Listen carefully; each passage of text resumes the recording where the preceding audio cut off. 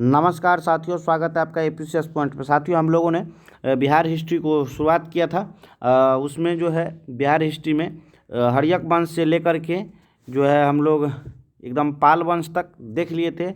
आज पाल वंश से जो है आगे देखेंगे, जिसमें जो कि मध्यकालीन बिहार में आता है और कर्नाट वंश से इसका प्रारंभ होता है। देखिए, शुरू करते हैं हम लोग कर्नाट वंश से, जहाँ से कि पिछले बीपीएससी में एक दो प्रश्न पूछ लिए गए थे, तो ये वंश अब इम्पोर्टेंट हो जाता है। कर्नाट वंश बिहार में है। कर्नाट वंश पाल वंश के शासक जो थे, रामपाल के शासनकाल में ही मिथिला के तिरहुत क्षेत्र में जो है नान्यदेव ने कर्नाट वंश की स्थापना की। नान्यदेव ने अपनी राजधानी को सिमरावगढ़ बनाया। कर्नाट वंश का शासनकाल जो है 1097-98 से 1378 ईस्वी तक मिथिला का स्वर्ण युग कहा जाता है। देखिए, अब इसको समझिए। कह रहा है कि बिहार में जो है कर्नाट वंश की स्थापना जो है किसने किया था? ये नान्यदेव ने किया था। नान्यदेव ने बिहार में कर्नाटक वंश की स्थापना किया था। इसकी राजधानी कहाँ थी? इसकी राजधानी थी सिमरावगढ़। अब देखिए, इसमें जो है 3 महत्वपूर्ण शासक हुए। पहला शासक कौन हुआ जो इसकी स्थापना किया? नान्यदेव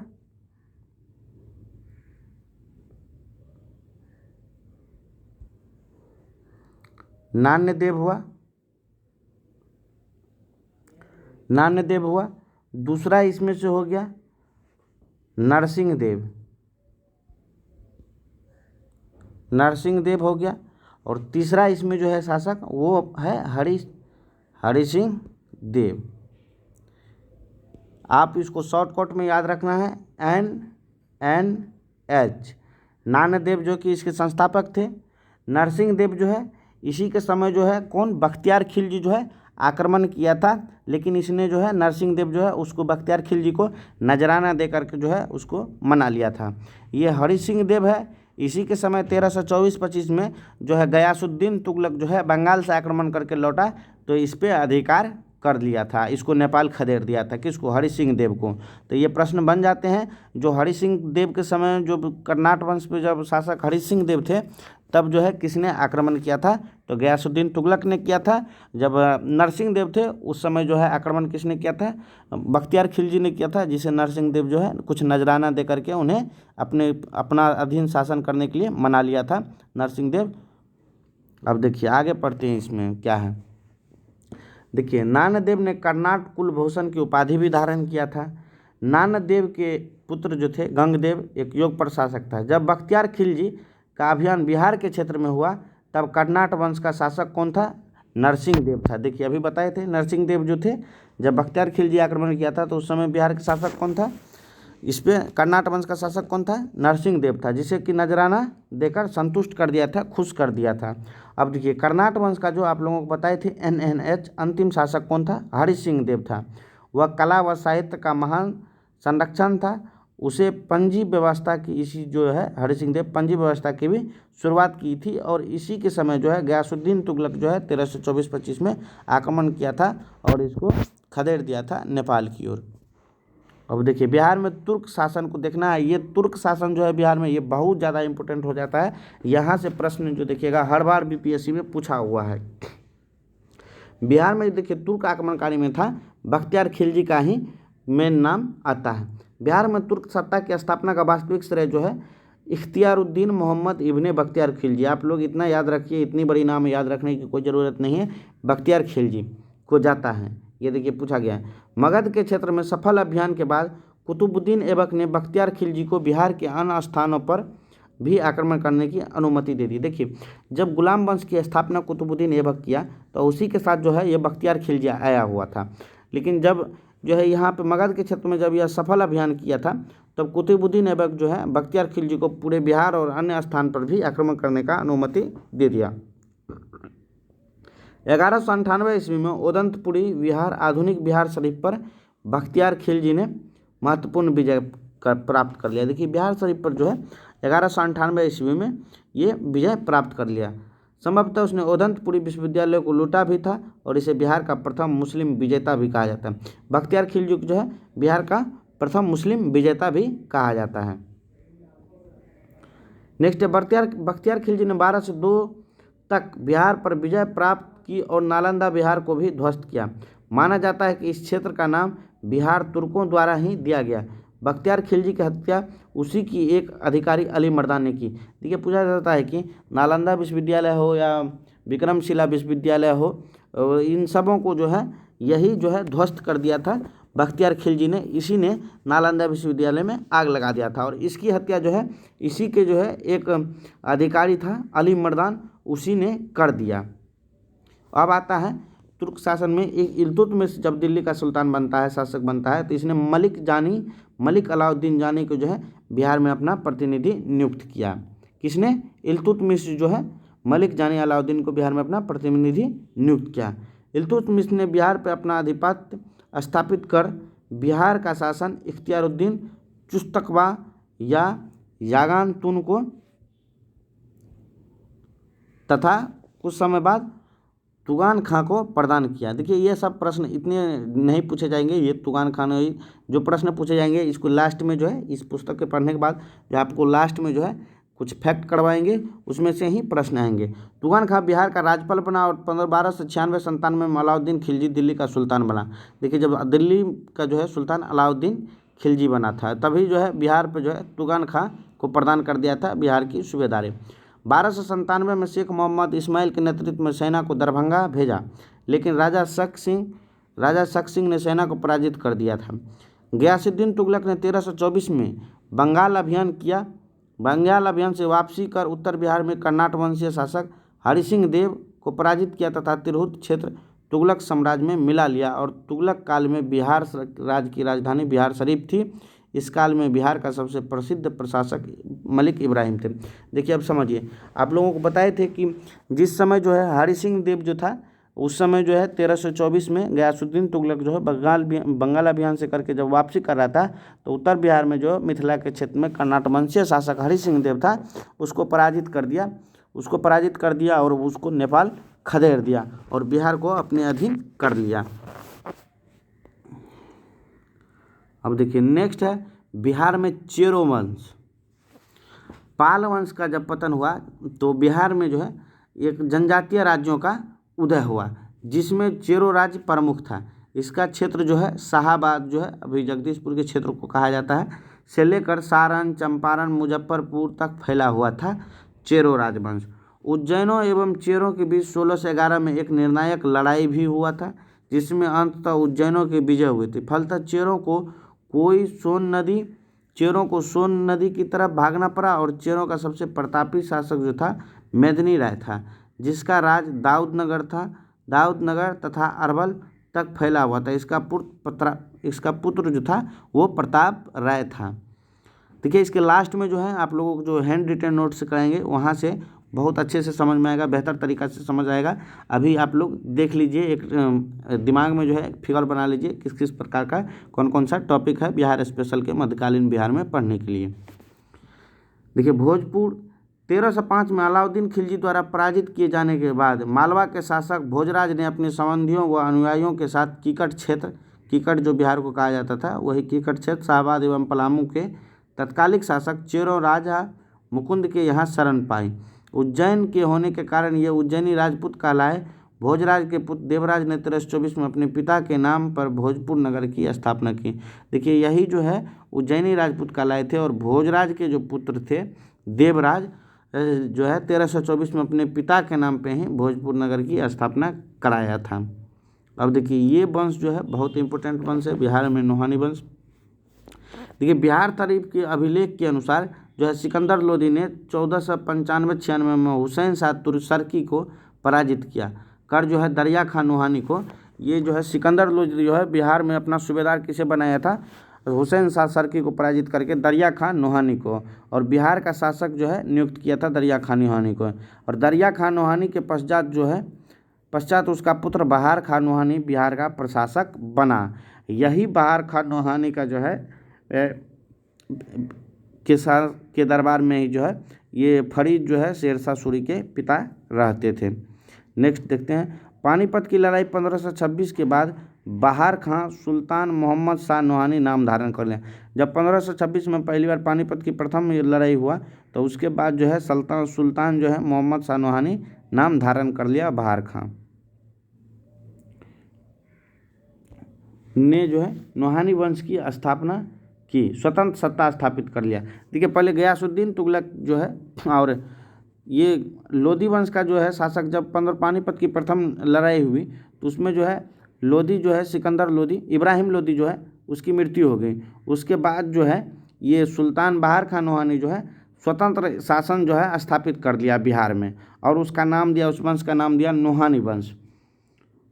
अफगानों के पराजय के बाद नूहानी सरदारों द्वारा जलाल खां को लेकर पलायित होने के बाद शेर खां द्वारा इस क्षेत्र पर अधिकार कर लिया गया। शेर खां ने हजरत आला की उपाधि, ये देखिए शेर खां शेरशाह सूरी की बात में हो रही थी, शेरशाह सूरी ही जो है हजरत आला की उपाधि धारण किया था, इसके बारे में बार बार पूछा जाता है। और अफगान शासन की नींव रखी। शेर खां कालांतर में शेरशाह सूरी के नाम से प्रसिद्ध हुआ। अब देखिए बिहार में अफगान को हम लोगों को देखना है। बिहार में अफगान शासन की स्थापना का श्रेय जो है फरीद खां उर्फ शेरशाह सूरी को जाता है। फरीद खां बिहार के सासाराम जागीरदार हसन खां सूर का पुत्र था। यही जो है शेरशाह सूरी जो है ये हसन खां सूर का पुत्र था। ये सासाराम के जागीरदार थे और ये किसके अधीन रहते थे? ये बहार खां नूहानी के अधीन रहते थे, जिसको बिहार के नूहानी सुल्तान बहार खां की शेर की रक्षा करने के कारण शेर खां की उपाधि मिली। ये देखिए ये जो है शेरशाह सूरी फरीद को, ये जो है बिहार के सुल्तान जो थे नूहानी वंश के बहार खां को शेर से रक्षा किया था, उसके कारण जो है इसे फरीद खां को जो है शेर खां की उपाधि दिया गया था। अब देखिए शेरशाह के प्रमुख कार्य को रट लीजिए आप लोग, इनसे प्रश्न पूछे ही जाते हैं। लगान प्रबंधन को सुसंगठित किया था शेरशाह सूरी।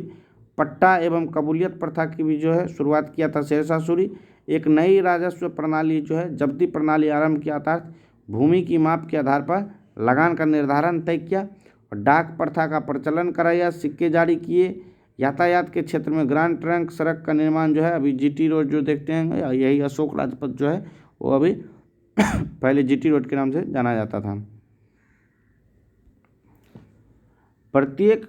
प्रत्येक कोस की दूरी पर सराय का निर्माण कराया तथा संचार व्यवस्था दुरुस्त की। सासाराम स्थित शेरशाह का मकबरा का निर्माण स्वयं कराया। यह अष्टकोणीय मकबरा इंडो इस्लामिक स्थापत्य की सुंदर उदाहरण है। देखिए शेरशाह का मकबरा कहाँ है? सासाराम में। 67वीं यूपीएससी में पूछा गया यह प्रश्न है। और यह जो है अष्टकोणीय मकबरा इंडो इस्लामिक स्थापत्य का जो है सुंदर उदाहरण है। अब देखिए शेरशाह द्वारा लड़े गए प्रमुख युद्ध रखिए। ये पहला देखिए सूरजगढ़ा का युद्ध 1534 में सूरजगढ़ा की लड़ाई जो है शेरशाह ने बंगाल को पराजित किया। इसमें बंगाल के शासक को शेरशाह ने 1534 ईस्वी में सूरजगढ़ा की लड़ाई में पराजित किया। दूसरा है 1539 जो है चौसा बक्सर के समीप जो है निर्णायक लड़ाई शेरशाह और हुमायूं की बीच हुआ। इसी विजय के बाद जो है शेर खां ने शेरशाह की उपाधि धारण की। इस लड़ाई के पश्चात जो है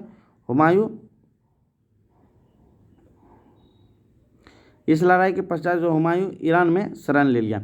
देखिए इसमें जो है 1534 में जो है शेरशाह सूरी जो है बंगाल के शासक को पराजित कर दिया। 1539 में जो है हुमायूं को पराजित कर दिया। और 1540 में जो है कन्नौज या बेलग्राम के जब युद्ध हुआ तो उसके बाद जो है हुमायूं को भारत से निर्वासित ही कर दिया।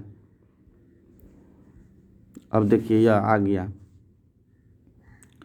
1540 में बेलग्राम या कन्नौज का युद्ध। शेरशाह ने सूरवंश की स्थापना किया। इसके बाद शेरशाह ने 1541 ईस्वी में पटना को जो है बिहार की पुनः राजधानी बना दिया। शेरशाह ने चांदी का रुपया 178 ग्रेन का चलाया। तांबे का दाम जो है वह 380 ग्रेन का प्रचलन शुरू किया। कालिंजर अभियान में शेरशाह की मृत्यु के पश्चात, देखिए यह जब कालिंजर अभियान किया गया था तो इसी के द्वारा चलाया गोला जो है वापस जो है रिटर्न होकर के इसके पास में ही फट गया था, जिससे जो है इसकी आकस्मिक मृत्यु हो गई थी। इसका पुत्र था इस्लाम शाह, यह एक अयोग्य था।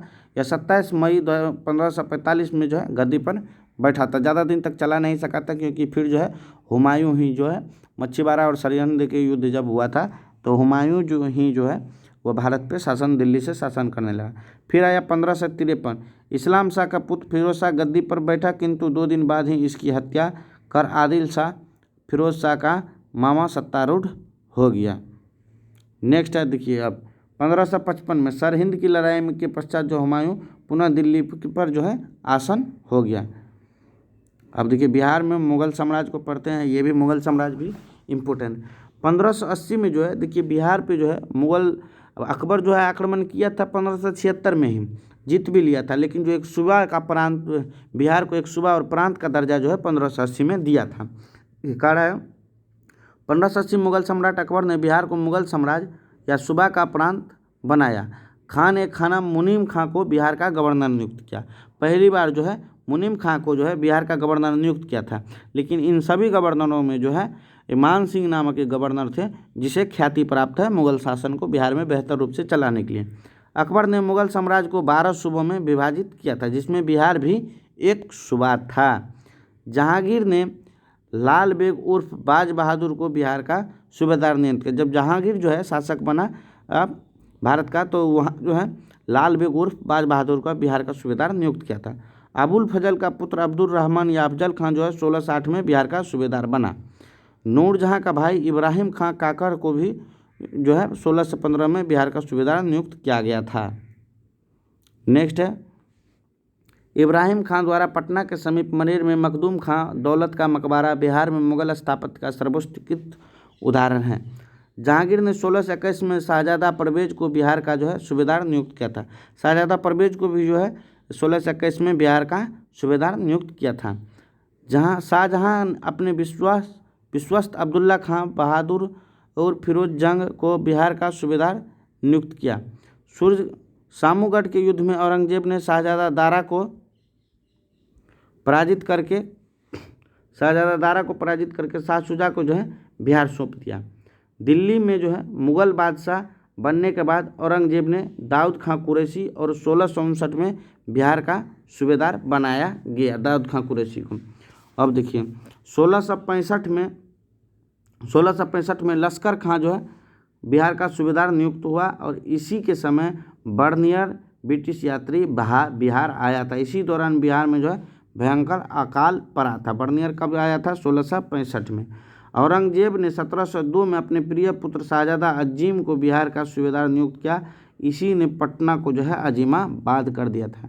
शाहजादा जो है अपने पोता जो है औरंगजेब शाहजादा अजीम को जो है बिहार का सूबेदार नियुक्त किया था। इसने पटना का जो है नामकरण अजीमाबाद कर दिया था। फारूक सियर का राज अभिषेक भी जो है 1713 ईस्वी में पटना में हुआ था। मुगल काल में किंग मेकर के उपनाम से प्रसिद्ध सैयद बंधु पटना से ही थे। देखिए उत्तरवर्ती मुगल काल में जो है शासक उसमें किंग मेकर की भूमिका निभाते थे। कौन? सैयद बंधु। ये भी कहाँ से थे? इसका संबंध भी पटना से ही था। अब देखिए बिहार के नवाब, बंगाल के नवाब और बिहार, इसको देख लेते हैं। फारूक सियर के शासनकाल में बिहार पर बंगाल के नवाबों का प्रभुत्व स्थापित हो गया। फिर भी बंगाल के नवाब ने बिहार और बंगाल उड़ीसा के प्रत्यक्ष शासन में 1733 में ग्रहण किया। शुजाउद्दीन ने बिहार के क्षेत्र का प्रशासन चलाने के लिए नवाब अलीवर्दी खां को उपनवाब या उपनाजिम नियुक्त किया। 1739 ईस्वी में शुजाउद्दीन की मृत्यु के बाद अलीवर्दी खां ने सरफराज खां को विस्थापित कर दिया। बंगाल की संपूर्ण सत्ता अपने हाथ में ले ली। अलीवर्दी खां ने अपनी नाती सिराजुद्दौला को बिहार का नाम मात्र का उपनवाब बनाया। अलीवर्दी के समय राम नारायण को बिहार का उपदीवान बनाया। देखिए ये सबसे प्रश्न नहीं पूछेगा, लेकिन हाँ एक प्रश्न पूछेगा जब बिहार का दीवान जो है कब बनाया गया था अंग्रेज, वो तो मॉडर्न हिस्ट्री में देखेंगे वहाँ जाने के बाद, लेकिन अभी मिडाइवल में देखेंगे। अभी आगे आप लोगों को बताएंगे हैंड रिटेन नोट से, जहाँ से सिर्फ फैक्ट ही रहेंगे। 1765 में अलीवर्दी खां की मृत्यु के बाद सिराजुद्दौला जो है बंगाल का नवाब बना। व्यापारिक सुविधाओं के दुरुपयोग और अंग्रेजों से सिराजुद्दौला का मतभेद हुआ, जिसकी परिणति जो 23 जून 1757 को जो है पलासी के युद्ध के रूप में हुआ। 23 जून 1757 को पलासी के युद्ध के रूप में सिराजुद्दौला जो है षड्यंत्र के कारण पराजित हुआ एवं मारा गया। देखिए सिराजुद्दौला का जो है उनका जो है सेनापति मीर जाफर ही जो है धोखा दे दिया था। ये अंग्रेजों से जो है गुप्त संधि कर लिया था और बाद में जो है ये अपनी सेना को कोई निर्देश ही नहीं दिया था मीर जाफर, और इनकी सेना हार गई सिराजुद्दौला की ना। किंतु अंग्रेजों ने जल्द ही इसे हटाकर इसके दामाद ही थे मीर कासिम, ये योग्य व्यक्ति थे, इसको 1760 में बंगाल का नवाब बना दिया। मीर कासिम ने कालांतर में अंग्रेजों से मतभेद के पश्चात मुर्शिदाबाद को से स्थानांतरित कर अपनी नई राजधानी जो है मुंगेर को बना लिया था। ये बहुत तेज़ और चालाक शासक थे मीर कासिम, और ये जो है मुर्शिदाबाद जो है यहाँ से अपनी राजधानी को जो है मुंगेर ले आया और इसने ही बंदूक की फैक्ट्री की स्थापना की थी। बक्सर का युद्ध जो है 22 अक्टूबर 1764 को अंग्रेजों एवं मीर कासिम अवध के नवाब शुजा-उद-दौला के और मुगल शासक शाह आलम जो है द्वितीय के बीच हुआ था, जिसमें जो है अंग्रेज ही विजयी हुए थे।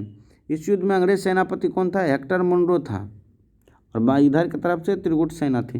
बक्सर के युद्ध के पश्चात इलाहाबाद की संधि 12 अगस्त 1765 के जरिए मुगल सम्राट ने बंगाल, बिहार और उड़ीसा की दीवानी ब्रिटिश को सौंप दी। अब देखिए यहाँ से भी कुछ प्रश्न कभी कभी बन जाते हैं। बिहार में सिख धर्म। बिहार में सिख के 10वें गुरु गोविंद सिंह जी का जन्म 26 दिसंबर 1666 को पटना में हुआ, वर्तमान पटना साहिब में हुआ। सिख धर्म के प्रवर्तक थे गुरु नानक देव। गया, राजगीर, पटना, मुंगेर, भागलपुर, कहलगांव आदि की यात्रा करते हुए राजमहल तक गए थे गुरु गोविंद सिंह।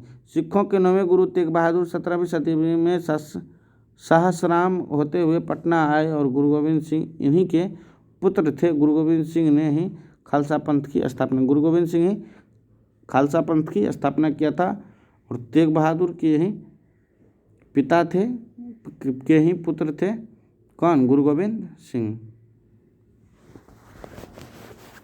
अब देखिए बिहार में विदेशी यात्रियों का जो है आगमन को हम लोग देखेंगे।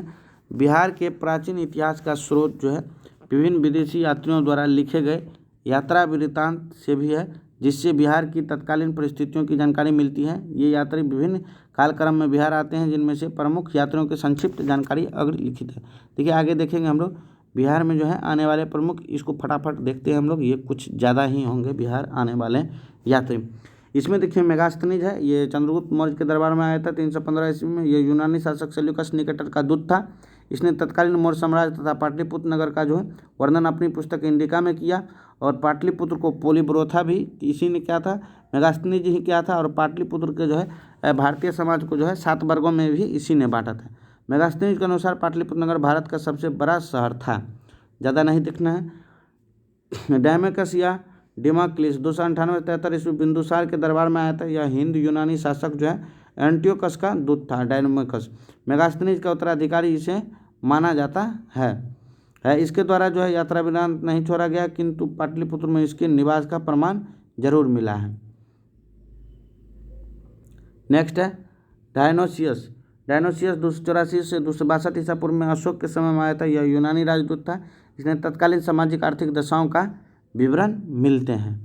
फाहियान देखिए ये वाले इंपॉर्टेंट है। 394 से 399 से 411 ईस्वी पूर्व जो है ईस्वी में चंद्रगुप्त द्वितीय के दरबार में आया था। यह बौद्ध धर्म ग्रंथ की खोज में भारत आया था। बौद्ध धर्म ग्रंथ की खोज में भारत आया था और इसके अनुसार बौद्ध धर्म 2 संप्रदाय हीनयान और महायान में विभाजित था। इसने सम्राट अशोक के राजप्रसाद की भव्यता की सुंदरता और देवीय बात बताया। मगध साम्राज्य को भव्य एवं समृद्ध बताया। नेक्स्ट है युआन चवांग या ह्वेनसांग। ये इम्पोर्टेंट है। ये भी 630 से 640 ईस्वी में जो है हर्षवर्धन का जब शासन था उस समय ये आया। ये भी चीनी यात्री थे। इसने विविध बौद्ध स्थलों की यात्रा की और 15 वर्षों तक भारत में रहा। इसका यात्रा वृत्तांत क्या है? सीख क्यू की है और फाहियान का जो है फोक क्यू की है। ह्वेनसांग हर्षवर्धन कालीन समाज, धर्म तथा राजनीति का वर्णन किया है। इसके अनुसार जो है सिंधु का राजा शूद्र था और इसने 629 में चीन से भारत की यात्रा प्रारंभ की तथा 645 में वापस लौट गया। ह्वेनसांग ने नालंदा विश्वविद्यालय में अध्ययन किया तथा इस समय जो है यहाँ के आचार्य जो है शीलभद्र थे। नेक्स्ट है इत्सिंग। यहाँ से भी ये देखिए 7वीं शताब्दी के लास्ट में आया था, भारत की यात्रा की तथा नालंदा विश्वविद्यालय में शिक्षा ग्रहण की। इत्सिंग इसके अनुसार समय वहाँ 5000 बौद्ध भिक्षु निवास कर रहे थे। इसने विक्रमशिला महाविहार के संबंध में भी चर्चा की है इत्सिंग। ये देखिए धर्मस्वामी ने 13वीं शताब्दी में नालंदा विहार में शिक्षा प्राप्त किया। इसके अनुसार यदा कदा तुर्कों के आक्रमण हो रहे थे और नालंदा विहार सक्रिय अवस्था में था। अर्थात बख्तियार खिलजी 1197-98 के आक्रमण से महाविहार का विनाश नहीं हुआ था। मुल्ला तकिया। नेक्स्ट है मुल्ला तकिया। ये अकबर के समय था। इसने अकबर के शासनकाल में जो है जौनपुर से बंगाल तक की यात्रा किया और अपने वृत्तांत में किया है कि इसके वृत्तांत की मूल प्रति उपलब्ध नहीं है, केवल कुछ अंश जो है उर्दू में अनुवादित है। देखिए इसमें से जो है अब हम लोग जो जो इम्पोर्टेंट होंगे उसी को देखेंगे। ये देखिए राल्फ फिंच, इसके बारे में पूछा लेता है, या एल्फ फिंच। यह 1581 से 80 की ईस्वी में अकबर के समय इसने मुगल साम्राज्य की भ्रमण किया था। राल्फ फिंच मुगल साम्राज्य का भ्रमण किया तथा बंगाल जाने के क्रम में बिहार से गुजरा। बिहार आने वाला प्रथम अंग्रेज यात्री भी यही था, राल्फ फिंच ही था, जो 1581 से 85 के समय में अकबर के दरबार में आया था। इसको इम्पोर्टेंट रखिएगा, ये कई बार पूछा जा चुका है। जो बिहार आने वाले प्रथम अंग्रेज यात्री कौन था? राल्फ फिंच था। कब आया था? 1585 से 81 के बीच में। इसने पटना से वस्त्र, अफीम, चीनी उद्योग, बाजार, नगर व्यवस्था, निवासियों, विशेषता महिलाओं का अधिवास का वर्णन किया है। नेक्स्ट है पीटर मुंडी। 1628 से 34 में शाहजहाँ के समय में आया था। आधिकारिक रूप से इतना तक रहा और पटना आया। यहाँ तक यहाँ के नगरवासियों, सामंतों के रहन सहन के बारे में लिखा। इसने मयूरपंखी कश्तियों का भी उल्लेख किया, जिसमें 20 से 30 पतवारें होती थी, जिसका उपयोग शेर के लिए किया जाता था।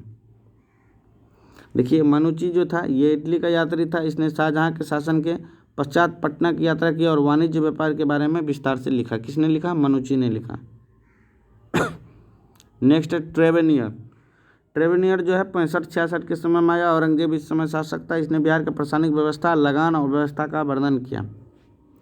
इसने तेवर्निय एक फ्रांसीसी यात्री था। इसके अनुसार पटना से भूटान, असम, त्रिपुरा अन्य स्थानों पर व्यापार होता था। इसने डच हॉलैंड व्यापारियों को सोने के व्यापार के बारे में भी उल्लेख किया है। अब देखिए ये जो है हैंड रिटेन नोट्स, अभी तक आप लोगों ने जितना पढ़े हैं उन सब का शॉर्टकट फॉर्म है ये, और इसको आप लोग लिख करके भी खुद से भी रिवीजन कर सकते हैं हैंड रिटेन नोट्स में।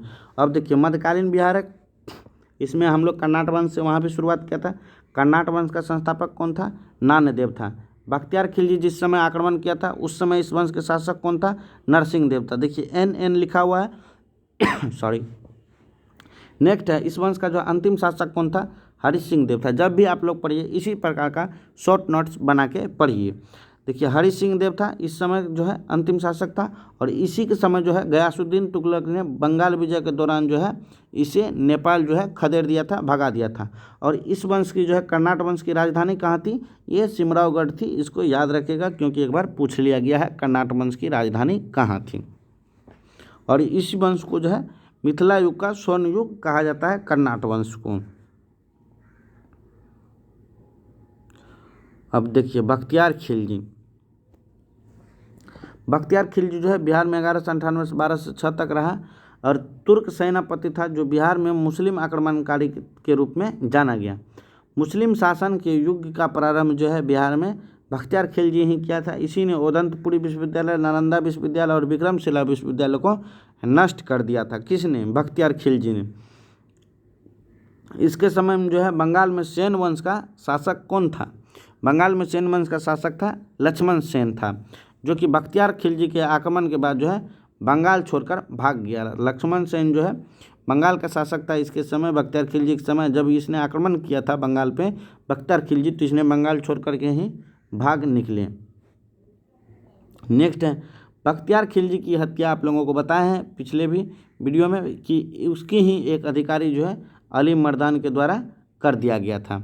और कभी कभी पूछ लिया जाता है कि इसका जो है मकबरा कहाँ है? इसके सब को जो है बिहार शरीफ के जो है इमादपुर में दफनाया गया है, बख्तियार खिलजी के सब को।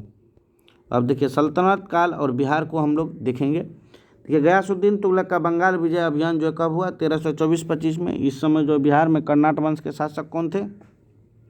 नरसिंह देव थे। नरसिंह देव नहीं थे, हरि सिंह देव थे। नरसिंह देव जो थे बख्तियार खिलजी के समय में थे।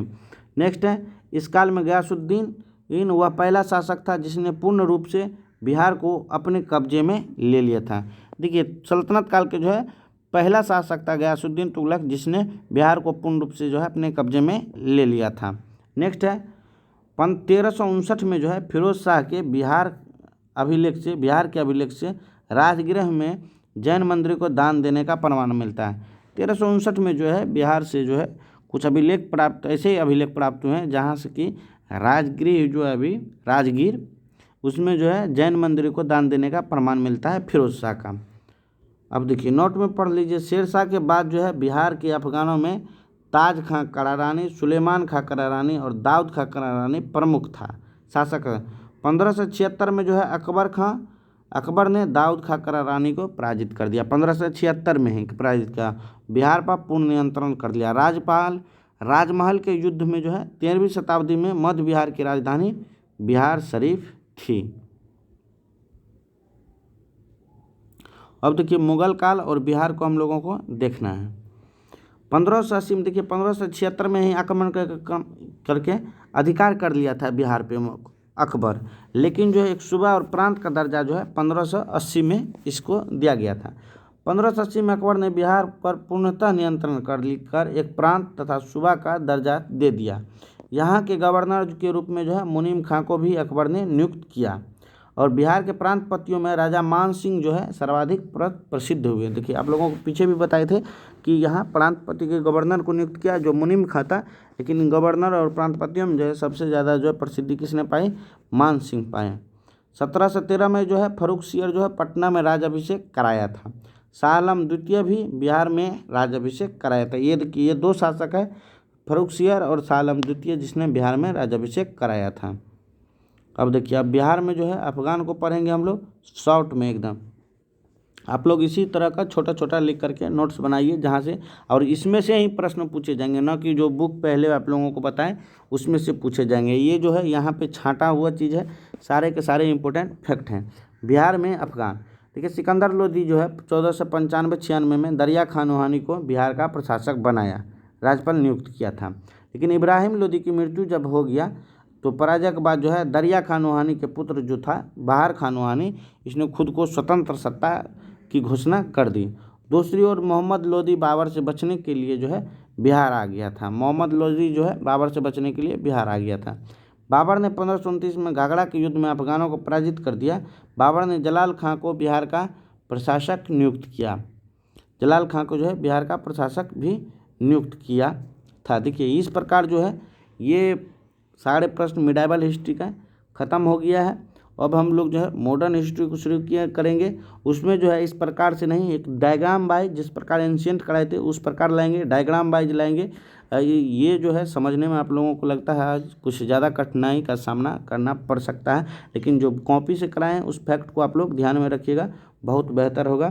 चलिए मिलेंगे दोस्तों आप लोगों से नेक्स्ट वीडियो में, तब तक के लिए जय हिंद। पढ़ते रहिए, मस्त रहिए, स्वस्थ रहिए।